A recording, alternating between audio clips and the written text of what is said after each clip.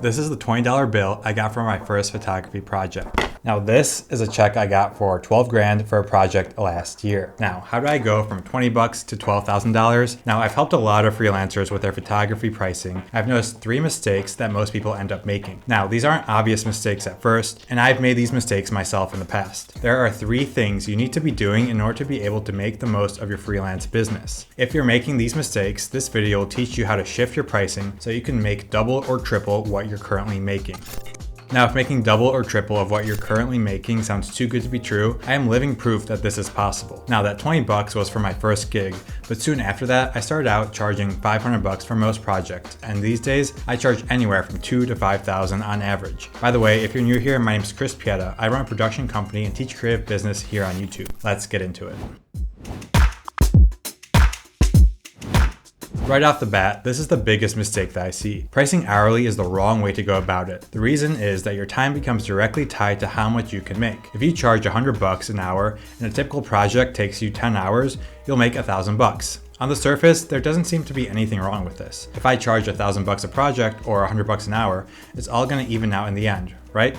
Well, not exactly. Like anything in life, the more you do something, the better you get, the more efficient you'll get at it. By charging hourly, your time will be directly tied to how much you can make. Let's look at 2 photographers. Photographer A charges 100 bucks an hour. A photography shoot takes him 10 hours from creative direction to getting the final edits. At the start, as a beginner, he's making 1,000 bucks each project. Photographer B doesn't have an hourly rate. Instead, she tells clients she charges 1,000 bucks a project. Like photographer A, she's making 1,000 bucks each project. Over time though, both of these photographers are getting better. Photographer A is getting more efficient at how he works, so a few months down the road, his projects are only taking him 5 hours. He's only making 500 bucks a project now. Photographer B also has gotten better, and her projects are taking her 5 hours. But she's still pulling in 1,000 bucks for the same project. Unlike the photographer that charges hourly, photographer B isn't getting punished for getting better. Because she's gotten better and efficient over time, she's able to make more money. In fact, twice as much as photographer A. Now you can say that photographer A should just raise his rates, but how are his clients gonna feel when he doubles his rates on them? He can try explaining his process and how he's improving, so he has to charge more. But then he's at a serious risk of losing that client. Clients don't care how you get the final assets to them.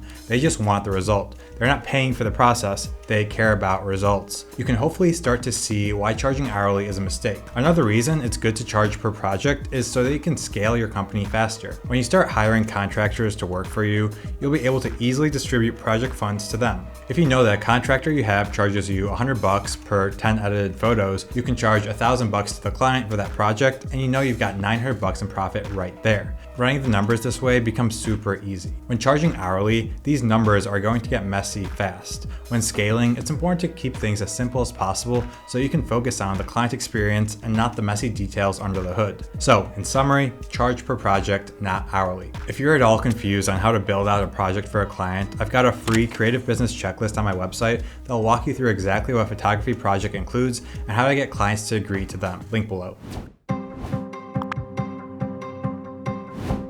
At this point, I hope that you're thinking of how to switch over to pricing per package. You probably might be thinking that you can just charge per deliverable instead of per package, right? If you charged 100 bucks an hour before, why not try 100 bucks a photo? While this train of thought is good, it could be better. Mistake number 2 is selling individual deliverables instead of higher ticket packages. I made this mistake for over a year when I started out. I used to price my product photos at around 100 bucks each, and I thought that if I gave the client the option of how many photos they wanted, it would lead to a better customer experience. After all, if they had the power to choose, they could fill their needs perfectly. The problem is the client doesn't always know their needs. A lot of the time, they're going to ask you what you recommend because you're the expert. When I was giving clients the option to choose, I would always pre-fill a proposal for 15 photos and tell them that they can select any number they want. What I noticed shocked me. I saw that 90% of the time, the client stuck to those 15 photos. They just signed the proposal. This got me thinking, maybe most clients don't know what they need. This revelation made me realize that I should just start selling larger packages to clients. Right now, I sell 2 packages. I sell a basic package and a gold package. And both of these have photos, videos, and a lot of bonuses encompassed all for one price tag. My basic package is 10 photos and a video for just shy of 2 grand. With this, I include a lot of bonuses like a custom mood board within 24 hours of signing,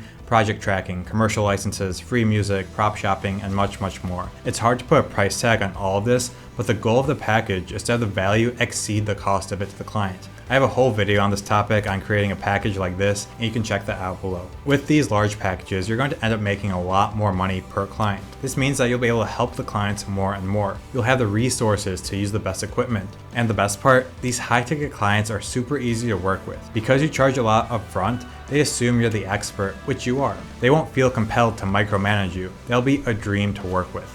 I'm going to tell you right now that you're not going to sell as many clients as before, but if you charge appropriately, you'll be able to make the same amount of money or more by having way fewer clients. Now, just because you offer packages doesn't mean you can't do custom solutions too. I offer custom solutions for clients, but I have a high minimum that they have to meet. For me, that minimum price is my basic package price, so about $2,000. I'm happy to build out something custom for clients as long as they have the budget for it. So stop selling deliverables and start selling high ticket packages. By the way, if you're getting any value so far, please drop a like below.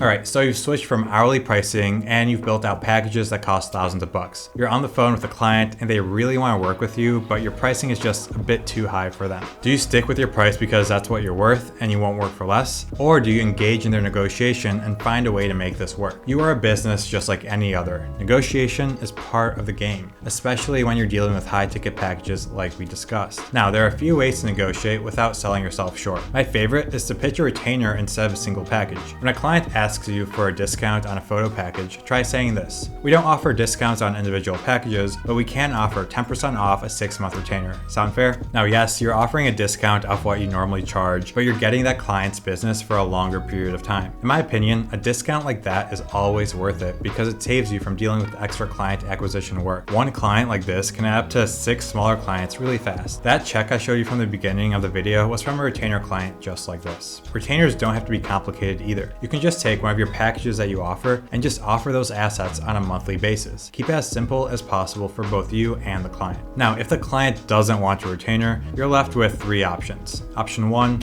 instead of giving them a discount, instead say that you'll throw in a few extra assets for free. They ask for $500 off, counter by saying you can't discount, but you can throw in 5 extra photos. This helps drive up the value of the package that you're trying to sell. Option 2 is you agree to the discount, but you also say you'll need to take off assets from the project scope. You can say you're happy to discount $500, but the scope and timeline will need to change to reflect the new budget. A lot of the times, a client will backtrack and meet you closer to your number because they want all the assets. And option 3, you give them the discount. Only do this if you need the client or you're really excited to work with them. If they ask for $500 off, counter by saying you can do $250 off. At least try and negotiate here. But in my opinion, having a client is always better than having no client. You never know where the opportunity might lead down the road. So as we come to the end of this video, you're probably wondering how much to charge. I'll give you some real numbers in just a second. I personally had no idea what to charge when I started doing this stuff. I started as low as $10 a photo and just doubled my rate until someone said no to the price. This was at about $75 to $100 a photo. I think that this is the sweet spot for when you're starting out in product photography. You're going to want to build out your packages with this number in mind. So a 20 photo package can be anywhere from $1,500 to $2,000. Again, this is a very rough estimate and it will vary based on a lot of factors. You're going to get a lot of people saying yes right away. You're going to get people saying no right away. Use this feedback to adjust your price accordingly. That's all I got. My name is Chris Pieta and I will catch you in the next one.